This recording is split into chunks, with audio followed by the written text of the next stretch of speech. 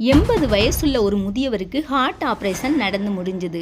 நல்லபடியா நடந்து முடிஞ்ச பிறகு ஹாஸ்பிட்டல்ல அவர்கிட்ட 8 லட்சம் பில் போட்டு கொடுத்தாங்க. அந்த பில்லை பார்த்ததும் அவரால் அழுகையை கட்டுப்படுத்தவே முடியல. அவர் அழுததை பார்த்த டாக்டர், அழாதீங்க சார், என்னால் முடிஞ்ச அளவு பில்லை வேணா குறைச்சி தாரேன் அப்படின்னு சொன்னாரு. அதுக்கு அந்த பெரியவர், எனக்கு பில்லெல்லாம் ஒன்றும் பிரச்சனை இல்லைங்க, 10 லட்சம் ஆனாலும் நான் தந்துடுவேன். ஆனால் 80 வருஷமா எந்த ஒரு பிரச்சனையும் இல்லாமல் என்னோட இருதயத்தை பாதுகாத்த கடவுள் என்கிட்ட 1 ரூபா கூட பில் கேட்கலையே. இவ்வளவு நாளா இதை நான் நினைச்சு கூட பார்க்கல. இப்ப நினைச்சு பார்க்குறேன், கண்ணீர் வருது. 3 மணி நேரம் மட்டும் என் இருதயத்தை பாதுகாத்ததுக்கு 8 லட்சம் பில் போட்டிருக்கீங்க. ஆனா ஆண்டவருடைய கருணை, இரக்கம், என் மேல வச்ச அன்பு, இதையெல்லாம் நினைச்சேன், அழுதுட்டேன்னு சொன்னாரு.